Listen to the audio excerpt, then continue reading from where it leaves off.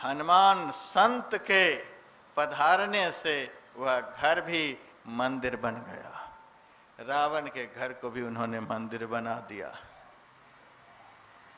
लेकिन किसी भी घर में भक्ति का दर्शन नहीं। राक्षस के घर में भक्ति का दर्शन कहां से होगा? राक्षसी स्वभाव वाले के घर में भक्ति का दर्शन कहां से होगा? राक्षसी कर्म करने वाले के घर में भक्ति का दर्शन कैसे होगा? भक्ति का दर्शन तो विभीषण भक्त की कुटिया में होता है, राक्षस के घर में नहीं। हनुमान जी मन ही मन सोचते हैं, किसी भी घर में भक्ति का दर्शन नहीं। भवन एक पुन दीख सुहावा, हरि मंदिर तह भिन्न बनावा। तब तक में एक बड़ा ही सुंदर मंदिर दिखलाई दिया। नगरी में एक ठाकुरवाड़ी भी था।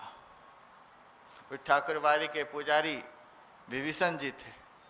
रावण के दिग्विजय का प्रसंग नृसिंह पुराण में लिखा हुआ है। रावण जब दिग्विजय के लिए चला था, जब रसातल गया था, तो वहां एक पहाड़ की कंदरा में नृसिंह भगवान की प्रतिमा को देखा।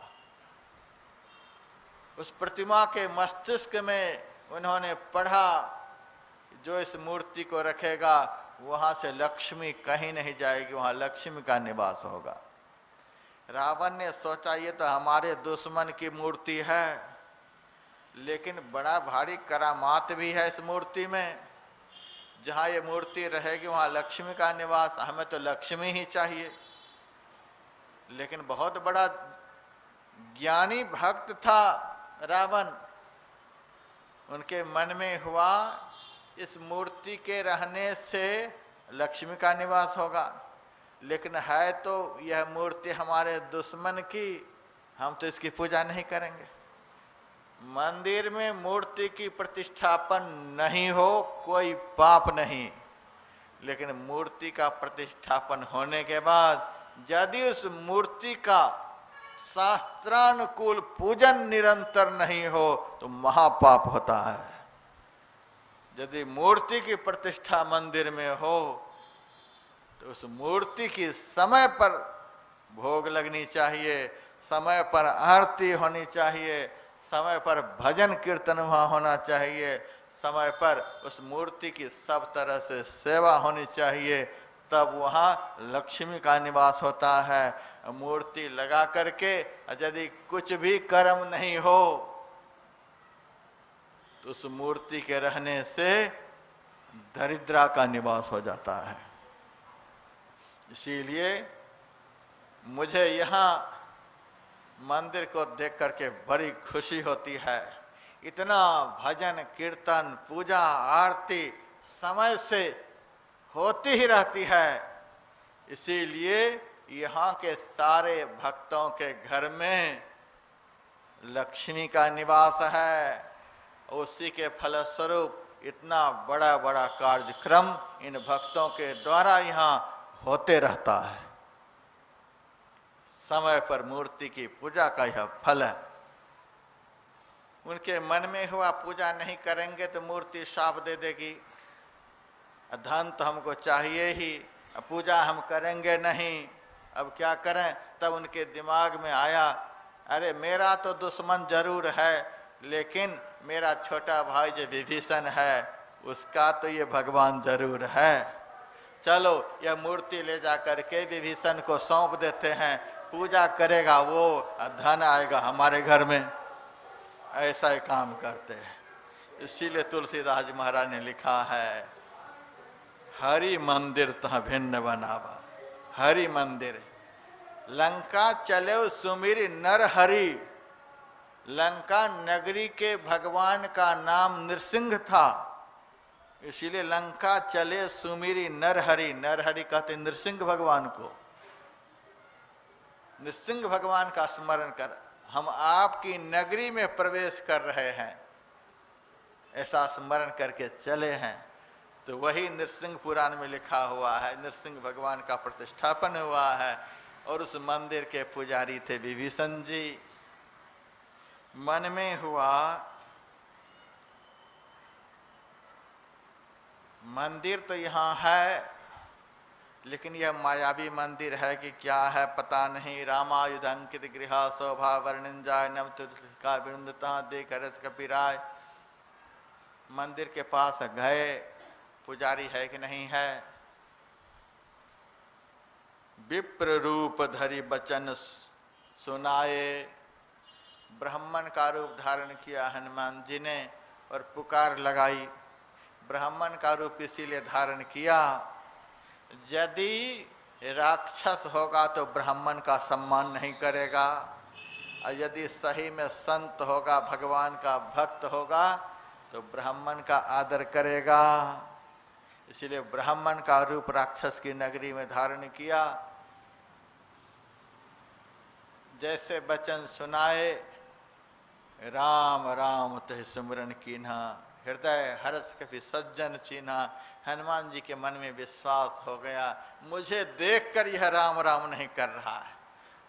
जो दुनिया को दिखा करके राम राम करे उसको पाखंडी कहते हैं, जो भगवान को दिखाकर भीतर से राम राम करे वह सच्चा भक्त का लक्षण है। जब भक्ति प्रकट हो जाती है उसको पाखंड कहते हैं। जब भक्ति गुप्त होकर भक्त के हृदय में विराजती है तब उसको असली भक्ति कहते हैं। ये भीतर कुटिया में राम राम कर रहा है, ये सच्चा भक्त है। हनुमान जी ने पहचान लिया सच्चा भक्त है। इससे पूछूंगा सीता जी कहां है। और विभीषण जी पुकार सुनकर बाहर निकले। विभीषण जी ने भी तुरंत पहचान लिया हनुमान जी को, ये संत हैं।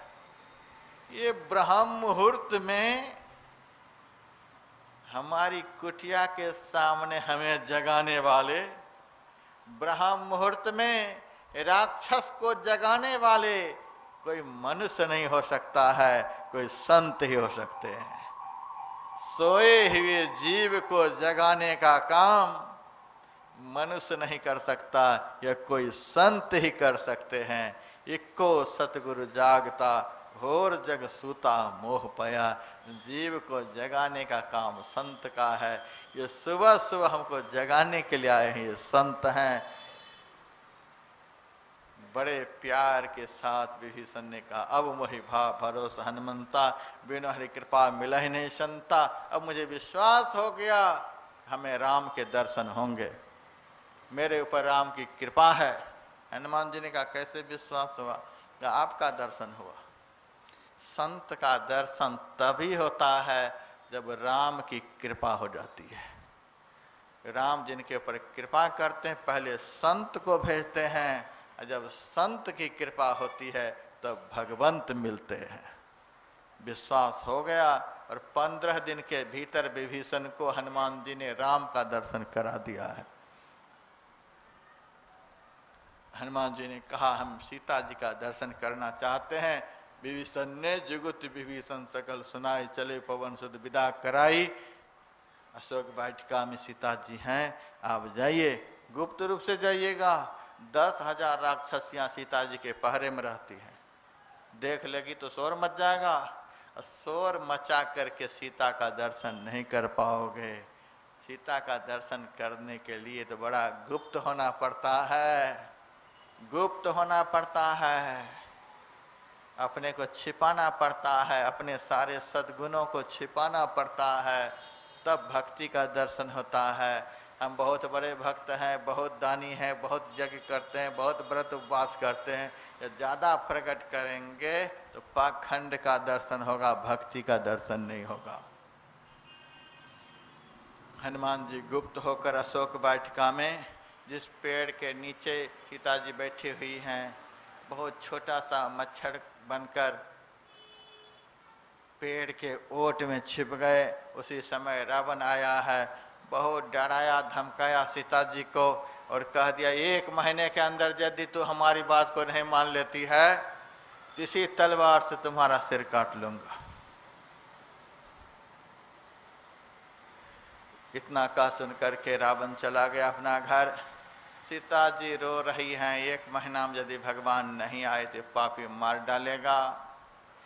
त्रिजटा ने भी बहुत कुछ समझाया, सीता रोवो नहीं, राम आएंगे तुम्हारे संकट को दूर करेंगे। राम राम करने वाले के पास राम नहीं आएंगे तो क्या रावण के पास आएंगे? तू तो दिन रात राम राम कर रही हो। नाम पाहरु दिवस निशी ध्यान तुम्हार कपाट, लोचन निज पद जंत्रिता जाहि प्राण कहे वाट। दिन रात राम राम करने वाले को राम नहीं दर्शन देंगे तो किसी को दर्शन देंगे? चिंता मत करो। और आज मैंने ब्रह्म मुहूर्त में स्वप्न देखा है, इस नगरी में एक बंदर आया है, उस बंदर ने लंका नगरी में आग लगा दिया है, सबको सुहा कर दिया है। फिर राम आए हैं बहुत सारे बंदरों को लेकर के। रावण बिना सिर का है और दक्षिण दिशा की तरफ जा रहा है गधा पर बैठ करके। रावण राम के हाथ से मारा गया है। नगर में राम की दुहाई फिर गई है, विभीषण को राज्य मिल गया है। यह सब मैंने स्वप्न में देखा, लेकिन ब्रह्म मुहूर्त का स्वप्न सीता असत्य नहीं होता है। 2-4-5 दिन में यह घटना घट करके रहेगी, चिंता मत करो। इतना कहकर त्रिजटा अपने घर में चली गई। अब अकेली सीता रो रही है। उसी क्षण हनुमान जी ने राम की दी हुई अंगूठी को पैर पर से नीचे गिरा दिया। सीता जी बहुत खुश हैं कि हमें आग मिल गई, अब इसी आग से चिता जलकर राम आएंगे कि नहीं आएंगे, मर जाती हूं, इस पापी के हाथ से मरना अच्छा नहीं। देखती है तो अंगूठी है, अंगूठी में राम का नाम है। माया से तो यह अंगूठी बन नहीं सकती, राम को कोई मार नहीं सकते। यह अंगूठी आई कहां से? मन में संशय हो रहा है तो राम का गुणगान हनुमान जी वहां से करने लगे। तब सीता जी कहती है, राम का गुणगान करने वाले पैर पर क्यों बैठे हो, सामने क्यों नहीं आते? हनुमान जी सामने आ गए। सीता घूंघट काट लेती है, पता नहीं कौन है नहीं है। तब सीता जी के सामने हनुमान जी ने राम का मंत्र सुनाया, राम दूत मैं मातु जानकी, सत्य शपथ करुणा निधान की। अब विश्वास हो गया, यह मंत्र तो राम का है, यह मंत्र दुनिया में कोई नहीं जानता, यह सही में राम का भक्त है। घूंघट उठा करके हनुमान जी का दर्शन करती है और हनुमान जी ने भक्ति माता का दर्शन कर लिया।